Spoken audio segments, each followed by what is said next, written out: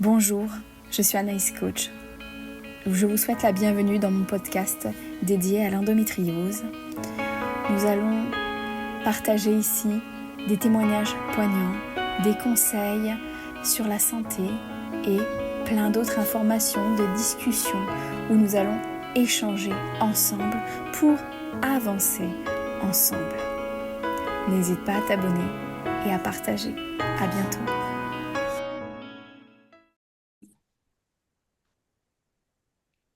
Bonjour Margot et bienvenue aujourd'hui dans cette petite émission concernant ton parcours. Tu vas nous parler de toi. Comment vas-tu aujourd'hui? Bonjour Anaïs et bonjour à toutes les personnes qui nous écoutent. Aujourd'hui, ça va. Étonnamment, en plus, je suis dans mes derniers jours de règles. Donc, on pourrait se dire voilà, que ça n'aille pas trop, mais ça va. Honnêtement, aujourd'hui, ça va. On est dans une bonne période du mois, on va dire. D'accord. Est-ce que tu peux te présenter? D'où est-ce que tu viens? Qu'est-ce que tu fais dans la vie? Ouais. Alors, du coup, moi, je m'appelle Margot, j'ai 29 ans. Je suis responsable de communication dans l'automobile depuis bientôt 4 ans. J'adore la communication et le marketing. Je viens de Picardie. On va dire dans le nord de la France.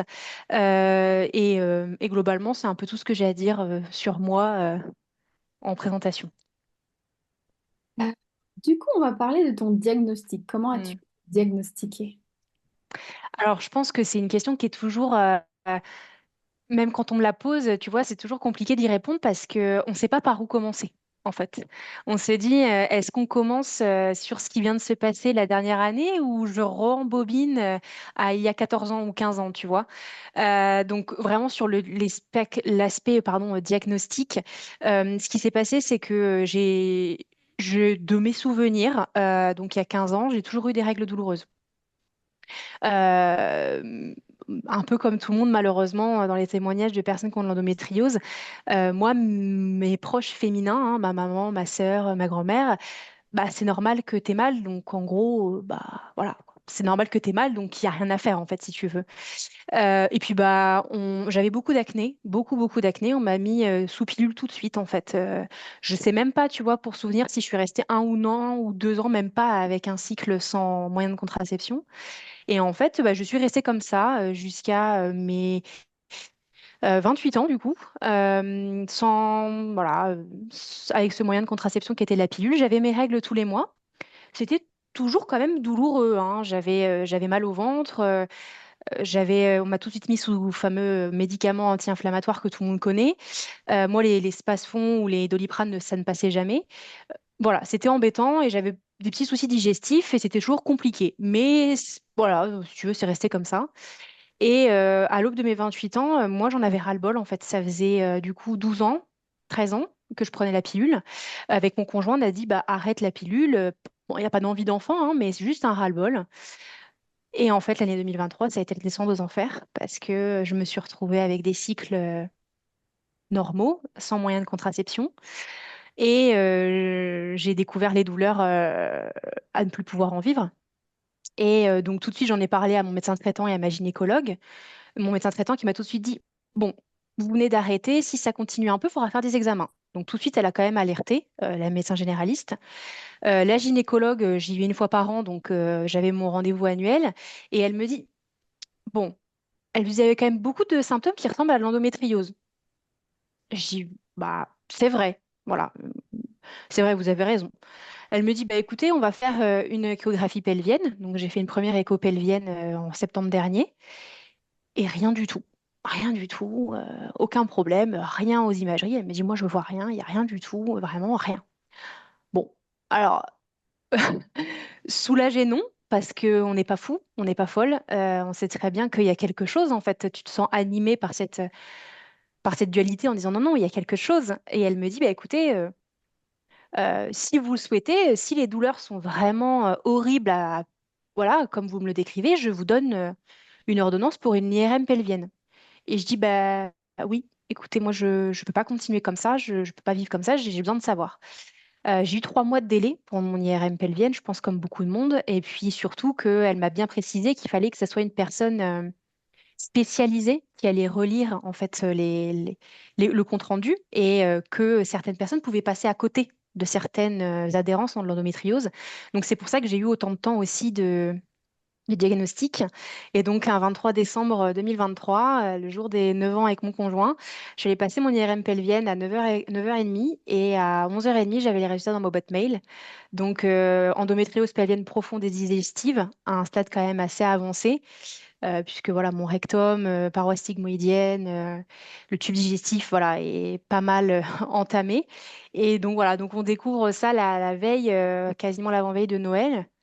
Donc un diagnostic qui, au fond de moi, je m'en doutais, si tu veux, mais le voir écrit noir sur blanc, ça choque un peu en fait, hein. Ça Faut digérer secoue. les informations, faut digérer. Ouais, ouais, ouais, ouais. Et puis, tu sais, on a tous ce réflexe. Moi, je travaille pas du tout dans le milieu médical. Donc, tu regardes sur Internet. Enfin, tu vois, par exemple, moi, je me souviens que, voilà, un nodule, bon, bah, voilà, on sait ce que c'est qu'un nodule, mais on sait pas trop ce que c'est non plus. Et puis après, tu te dis, mais attends, les organes, ils sont où déjà, en fait, placés sur le corps d'un humain? C'est bête, hein, à dire, hein, mais et les ligaments utérosacrés, ok, c'est où? Enfin, c'est voilà, et c'est vrai que le diagnostic, on te laisse. Bon, c'était les vacances de Noël, donc ma gynéco ne m'a pas rappelé tout de suite. Elle m'a rappelé bien 15 jours, à peu près, ouais, une quinzaine de jours après, en s'excusant, mais elle fêtait Noël comme tout le monde, hein, ce qui est normal. Mais toi, tu as le temps de masse. En fait, tu restes toute seule pendant 15 jours, 3 semaines avec ton truc et ton information. Donc voilà, c'est un diagnostic qui, selon moi, a été quand même assez rapide. Je sais, contrairement à mes consoeurs, voilà, où je sais qu'il y en a qui ont eu beaucoup plus de mal. Après, quand j'y réfléchis, ça faisait 15 ans que j'avais mal, en fait, hein. Donc, bon, après, voilà, mais un diagnostic qui a été fait quand même assez rapidement, selon moi. Et j'ai eu la chance aussi que les médecins ont pu tout de suite donner le mot de l'endométriose. Ils ont pas, voilà, c'est venu par eux-mêmes et pas par moi, quoi. Oui. Comment tu le vis aujourd'hui? Tu as le temps de digérer les informations? Ouais. Alors oui, mais tu vois, pour être 100% honnête avec toi, j'ai réalisé des mois après, en fait. Je pense que je suis quelqu'un où je me suis rentrée en pilote automatique et j'étais très factuelle, très information, voilà. Et j'étais en pilote automatique. Et en fait, j'ai compris que 4 ou 5 mois après, en fait, parce que je me souviens d'un rendez-vous chez ma gynécologue pour l'après, en fait. On s'était eu au mois de janvier, puis on s'est dit on se revoit au mois de mars, etc. Et j'attendais dans la salle d'attente avec mes papiers dans la main. Et je sais pas, j'ai eu beaucoup d'examens aussi à faire en parallèle dans le diagnostic où, voilà, moi, l'aspect digestif était tellement avancé qu'on voulait que je fasse un coloscanner ou une écho endo rectale, etc., pour savoir jusqu'où j'étais atteinte. Et voilà, c'est des examens qui sont toujours très difficiles, physiquement et psychologiquement. Et je me souviens être dans sa salle d'attente et à lire. Et en fait, là, j'ai eu un peu, je pense que je suis sortie de mon corps et je me suis dit, mais attends, c'est vraiment en train d'arriver? Et pourtant, c'était des mois après le diagnostic, hein. Enfin, je veux dire, plusieurs personnes en avaient parlé. Et là, en fait, c'était à l'avoir écrit, je me souviens, noir sur blanc. Alors pourtant, je l'avais lu des centaines de fois, hein, les rapports. Mais je me dit, ah oui, donc c'est vraiment arrivé. Et comment je le vis aujourd'hui? Honnêtement, il y a des jours où ça va, il y a des jours où ça va un peu moins. Tu vois, là, on s'enregistre, on est un lundi. J'ai eu une énorme crise samedi soir digestif chez une amie dans les toilettes. Voilà, donc forcément, c'est pas, c'est pas la folie tous les jours. J'essaye de rester très positive dessus parce que je suis quelqu'un qui travaillait beaucoup. C'est-à-dire que mon travail était ma priorité et je dormais, je me lavais, je mangeais, ou pas, hein, d'ailleurs, pour être honnête. Je travaillais. Je ne faisais rien d'autre. Rien d'autre. Ça veut dire que j'avais des proches, oui, j'ai des amis, etc. Mais c'était toujours le travail en priorité. Et ma santé et le sport ou des choses comme ça, c'était même pas envisageable. Et depuis l'endométriose, bah, j'ai énormément changé. Et comment je le vis aujourd'hui? Je le vis bien parce que j'ai ma meilleure amie qui m'a dit cette phrase, peut-être qu'il fallait, on te le souhaite, on ne le souhaite à personne d'avoir une maladie ou d'avoir quelque chose, mais peut-être qu'il te fallait ça pour te réveiller et pour enfin prendre soin de toi. C'était Parce comme que un moi, j'étais quelqu'un... en fait. Ouais, Comme un ouais, électrochoc. clairement, Voilà. clairement, clairement. Que tu pouvais Un plus gros continuer comme ça et qu'il fallait des non. changements dans ta vie, en fait. Voilà, c'est ça. et que donc je le sentais déjà un peu moralement en dehors de l'endométriose parce que bah, au bout d'un moment on finit ou voilà, travailler 12 heures par jour, c'est pas tous les jours en flux tendu, travailler des fois pendant tes vacances, c'est pas sain en fait déjà au niveau voilà mental on va dire et au niveau moral. Et c'est vrai que là, ça a été un déclic et ça a été le renouveau. Enfin, moi, je le vois vraiment, l'endométriose, c'est un renouveau pour moi parce que j'ai dû apprendre, j'apprends à vivre avec et forcément, ça a un impact dans ta vie au quotidien, forcément. Et c'est vrai qu'il y a des jours, ça va, il y a des jours moins. Mm, On doit ouais. vivre un petit peu au jour le jour avec cette maladie. C'est ça, c'est ça. Et puis, ce qui est aussi, tu sais, des fois, il y a des choses que tu peux entendre à un instant T. Il y a des choses que tu peux pas entendre à un moment et parce que plein de choses, parce que voilà, tu es fatigué, tu es dans un autre projet, tu fais autre chose. Et même si je m'étais préparée au diagnostic, voilà, il y a des choses qui arrivent et voilà, et je sais pas si tu me poseras les questions là-dessus, mais tu vois, il y a l'endométriose et après souvent c'est lié à voilà, des problèmes de fertilité ou non, hein, d'ailleurs, il faut rassurer tout le monde autour de ça. Mais tu sais, c'est tout de suite. En fait, j'avais l'impression aussi d'entendre deux pendants. En fait, tout de suite, on parlait de l'endométriose et qu'est-ce qu'il fallait faire. Et tout de suite, on m'a posé ces questions en me disant, alors, vous voulez un enfant? Est-ce que vous voulez des enfants? Et moi, j'étais là, j'ai dit, bah, attendez, pardon, mais déjà, moi, je veux me soigner. Enfin, là, je peux plus vivre parce que j'étais arrivée à un stade où voilà, j'ai annulé des rendez-vous médicaux, je pouvais plus conduire, j'étais embêtée au moment de l'ovulation, au moment des règles. J'étais réveillée 4 à 6 fois par nuit, les médicaments, plus rien ne fonctionnait. Moi, mes médecins, un jour, mon médecin traitant, je me souviens très bien, m'a dit, je m'inquiète pour vous, en fait, parce que là, j'étais l'ombre, mais l'ombre de moi-même. Mes proches me disaient, mais enfin, tu n'es plus toi-même parce qu'en fait, je souffrais trop, en fait, je tirais trop, c'était trop difficile. Et que au début du diagnostic, on me parle tout de suite d'un enfant, mais mais attendez, déjà, moi, j'arrive déjà même pas à survivre toute seule. Alors, un enfant, enfin, pour Chaque moi, chose alors, prend du temps, voilà. Faut digérer le ouais, diagnostic, c'est ça, voir ce qu'il en c'est est ça, ensuite réellement, voilà, une fois que le diagnostic voilà, est fait, quelles c'est sont ça, mes options? Voilà. exactement. Donc, Exactement. Mais oui, c'est vrai qu'après, je pense que les médecins, voilà, ils sont souvent habitués que l'endométriose voilà, se diagnostique souvent aussi quand les personnes n'arrivent pas à avoir d'enfants et en fait se rendre compte à ce moment-là. Et donc c'est un sujet qui venait assez rapidement aussi par rapport à qu'est-ce qu'on va faire en fait, parce que tout de suite on parle de te remettre voilà sous pilule et moi je ne voulais pas me remettre sous pilule, mais je me suis dit c'est pas une fin en soi. Parce que j'avais besoin d'une bouée. En fait, tu vois, je l'ai vu comme la mer. Je l'ai vu comme le lac à traverser. J'ai dit, OK, je sais que je peux y arriver, Anaïs, avec une nouvelle hygiène de vie, à tenir sans pilule. Mais là, j'étais arrivée à un stade où, en fait, j'avais besoin d'une petite bouée. Voilà, juste pour, tu vois, pour traverser un petit peu. Et qu'après, à un moment voulu, j'allais pouvoir l'arrêter et que, tout ce que j'aurais fait, et changer une hygiène de vie, ça prend quand même du temps. Hein, c'est pas, pas tout, voilà, et voilà, tout c'est doucement. ça. Exactement. Donc, mais c'est vrai que tout de suite, bah, forcément, ils vous disent, bah, vous voulez un enfant, bah, vous essayez de faire un enfant de votre côté, vous n'en voulez pas, on vous remet sous pilule, en fait. C'est ça la question à chaque fois qui est arrivée dans le diagnostic, quoi. C'est déjà, je prends soin de moi, après on voit, c'est voilà. Ouais, c'est ça. Exactement, comme tu disais tout à l'heure, chaque chose dans son temps, on peut pas. Voilà, il y a des choses que tu peux pas entendre et où tu n'as même pas les réponses. Enfin, tu vois, même moi, j'avais pas les réponses. Enfin, et même moi envers moi-même, je ne savais pas. Donc, je pouvais pas répondre à un médecin sur ces choses-là. Moi, j'ai dit, pour l'instant, je veux revivre, je veux pouvoir aller voir mes amis, pouvoir partir en voyage en étant sereine, ne pas annuler des rendez-vous parce que j'avais des rendez-vous totalement autre chose que j'étais obligée d'annuler. Je ne pouvais plus conduire. Je veux dire, au bout d'un moment, ça limite quand même beaucoup de choses à part. Et en fait, on se renferme, hein, Oui, qu'on mais le tout, veuille ou non. Hein. c'est sûr. Même si c'est pas dans ta. Moi, c'est pas dans mon tempérament. Mais là, en fait, je me rendais compte que j'avais pas, euh, j'avais pas envie de faire face au monde. C'est très bizarre à dire, mais j'avais pas les forces, j'avais plus de force en fait pour pouvoir parler aux gens, faire semblant aussi.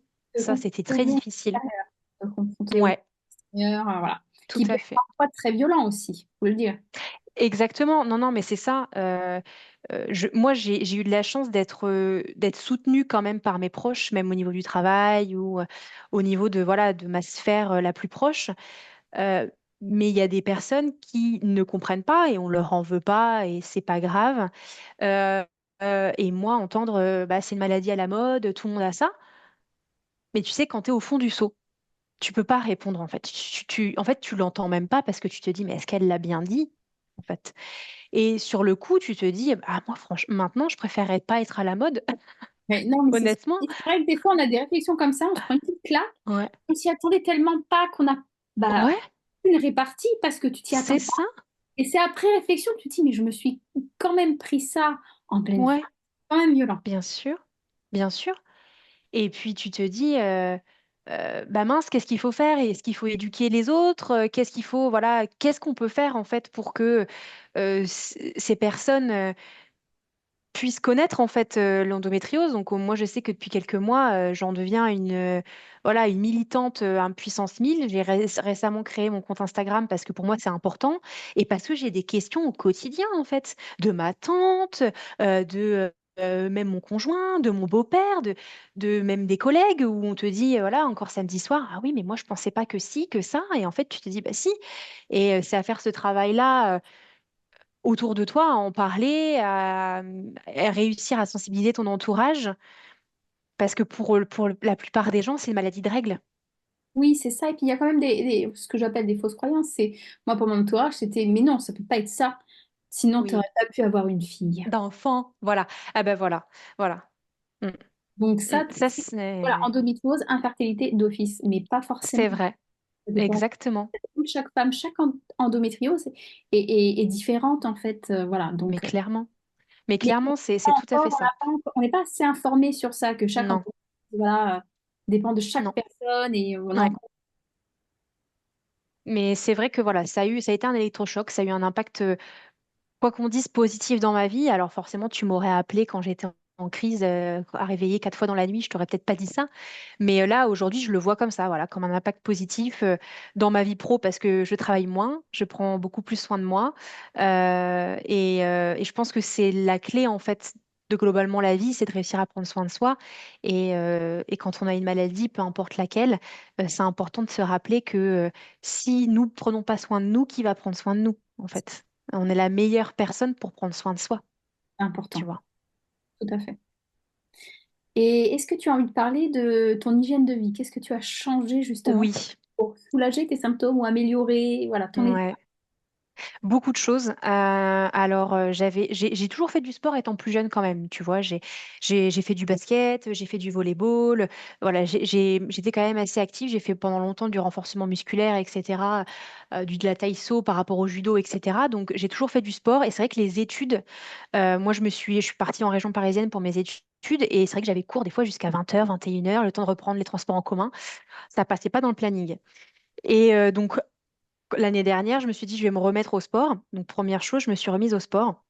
Donc, je me suis inscrite dans une association où je faisais du sport plusieurs fois par semaine. C'est pas prise de tête. Il y avait renforcement musculaire, pilates, voilà, cardio. Ça m'a fait du bien. Ça m'a remis le pied à l'étrier et aussi m'accorder ce temps. Parce que dans mon emploi du temps, comme il y avait que le travail, comme on disait tout à l'heure, pour moi, c'était inimaginable de terminer le travail un peu avant 18h pour aller faire du sport. Donc déjà, ça a été de prendre ce temps pour aller faire le sport. J'ai été suivie déjà avant psychologiquement, donc j'ai continué à être suivie psychologiquement et je suis suivie par une hypnothérapeute depuis un moment maintenant, depuis un peu plus d'1 an, qui m'a beaucoup aidée.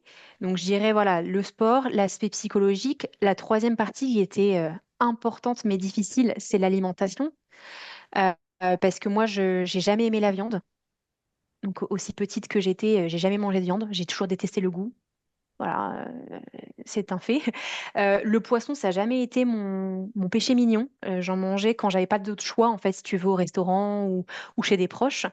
Donc forcément, on découvre avec l'endométriose, voilà, toute l'alimentation anti-inflammatoire ou des choses comme ça. Et c'est vrai que moi, j'étais là en mode, bon, bah, je mange pas de sardines, je mange pas de maquereau, je mange pas tout ça qui est oméga 3 qui peut faire du bien pour l'endo. Donc voilà, on a trouvé d'autres choses pour être au top de ma forme avec l'alimentation. Et puis après, je dirais globalement, c'est d'accepter les émotions. Un peu moins pas les refouler ou voilà, accepter ce qui vient. Donc on a envie de pleurer un bon coup, bah on pleure. Accueillir, mais ne pas les bloquer. Ouais, exactement. Exactement. C'est ça parce que je pense qu'à un moment donné, tu, ça reviendra.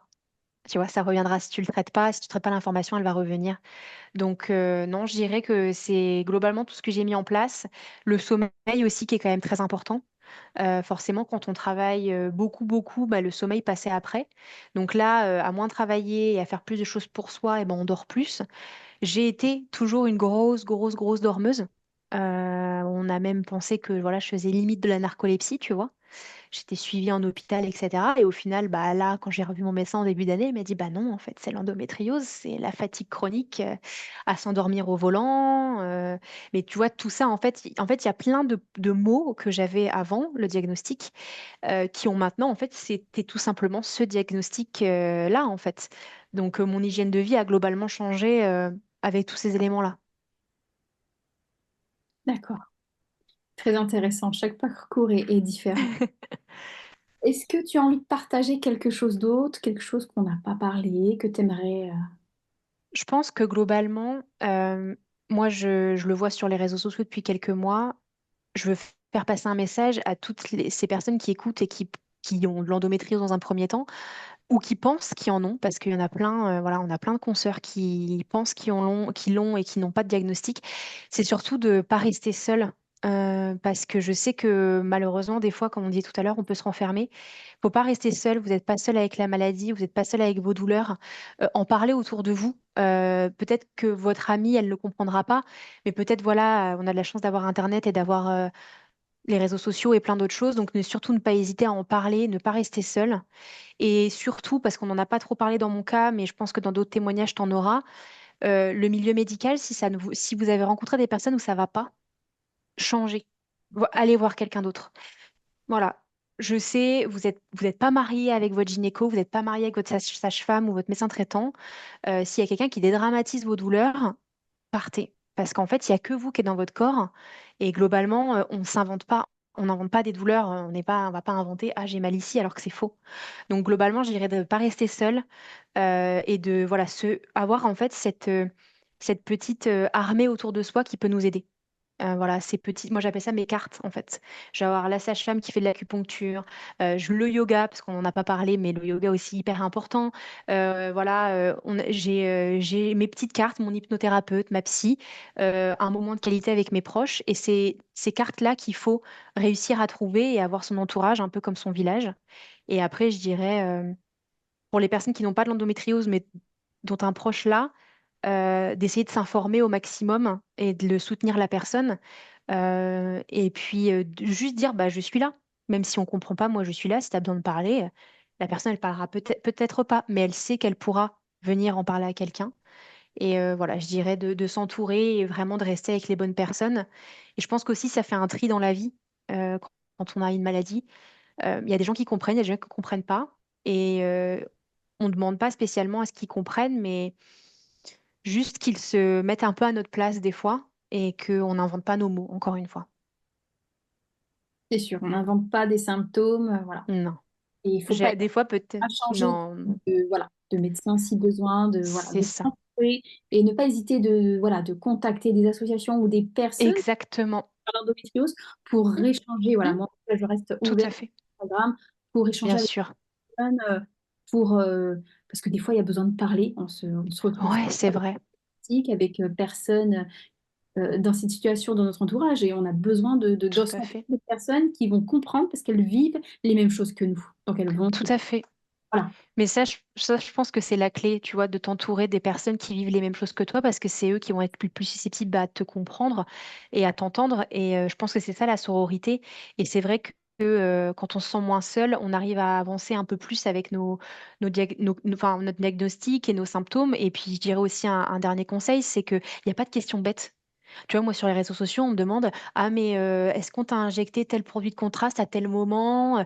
Voilà, est-ce qu'on t'a fait des lavements? Moi, je réponds à tout. parce qu'en fait, je me dis, le savoir, c'est le pouvoir, sans faire de jeu de mots. Et c'est vrai que je préfère dire à plein de filles qui m'ont envoyé des messages en me disant, bah voilà, ça se passe comment tel examen? Je préfère qu'on dise toutes les informations et c'est parce que c'est intime et on n'ose pas le faire. Mais il n'y a pas de question bête, quoi. Je veux dire, il faut s'aider les uns les autres, en fait. Oui, tout à fait. Je suis bien d'accord avec toi. C'est Et c'est ça. un peu le but de ce podcast aussi, c'est d'interviewer Mm, le parcours et de partager pour que les personnes qui vont peut-être éventuellement nous écouter se sentir moins seules, se dire, ah mais ça c'est me fait vrai. penser quand même à moi, et de Tout à pousser un fait. peu les démarches si elles n'ont pas eu encore de diagnostic ou si elles se sentent seules, nous contacter. Bien sûr, exactement. Mais clairement, ça, je pense que c'est le mieux à faire. Et où tu sentiras, enfin, la personne se sentira plus puissante aussi à avoir tout ça et à avoir aussi ces moments où on a besoin de regain d'énergie avec cette maladie qui nous pompe beaucoup. Il y a des moments où on a besoin d'avoir un peu la lumière. Et moi, il y a un peu plus d'un an, je pouvais pas faire de sport, hein. J'avais des douleurs tellement fortes, c'était pas possible. J'ai couru un 5 km au mois de juin. Je suis en train de préparer l'Endorun là au mois de novembre à Paris. Je veux dire, souvent, voilà, dans les messages ou dans certains groupes où je suis, où il y a des femmes qui ont l'endométriose, je dis surtout, il y a toujours la lumière au bout du tunnel. C'est facile à dire quand on est en haut de la montagne.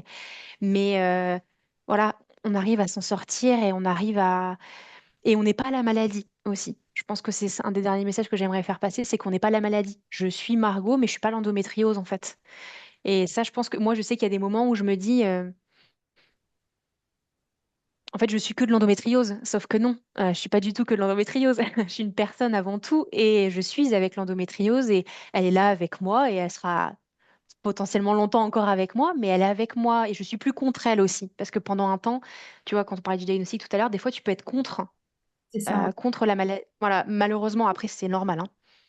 Il faut vraiment, voilà, se dire qu'il y a des choses que peut-être qu'on ne pourra plus faire, C'est changer ça. des choses, mais il faut vraiment Mm, vivre avec et se dire, OK, mon corps a besoin de ça maintenant, je dois changer exactement. des choses dans ma vie pour, ben voilà, c'est comme un nouveau chapitre, hein, on ouvre, Tout voilà. à fait. Exactement, tout à fait. Comme un déménagement ou comme un changement de travail, bah là, il y a quelque chose qui nous arrive dessus et il faut, voilà, on est beaucoup à vivre avec l'endométriose au quotidien, beaucoup plus que ce qu'on croit et, euh, et on arrive à s'en sortir, on arrive à avoir des bébés, hein, comme ça on va redire aussi ce que, voilà, on arrive à faire plein de choses et je pense que ça arrive pour une bonne raison. Enfin, en tout cas, dans mon cas, ça arrivait pour un réveil un peu plus spirituel. Voilà, Mais en tout cas, merci Margot pour ton temps. je t'en prie. Avant qu'on Et- finisse, est-ce que tu as envie de dire quelque chose d'autre ou pas du tout? Tu as tout. Bah, merci pour tout ce que tu fais toi aussi, hein, parce que c'est toutes ces petites pyramides qui fait qu'on est tous cette sororité. Donc, merci pour ce que tu fais toi au quotidien sur les réseaux sociaux. Et puis voilà, je dirais à toutes les personnes qui nous écoutent, courage, courage. Et on est tous là pour s'entraider et s'aider. Et vraiment, la lumière, elle arrivera. Et voilà, après la pluie, il y a toujours le beau temps, hein, il y a toujours l'arc-en-ciel. Donc, faut garder espoir. Eh bien, merci encore. Merci à celles qui nous écouteront. Et puis, on se retrouvera prochainement dans un autre podcast avec un nouveau parcours. Au revoir, hein. Au revoir, Margot. Merci Au pour revoir, Anaïs.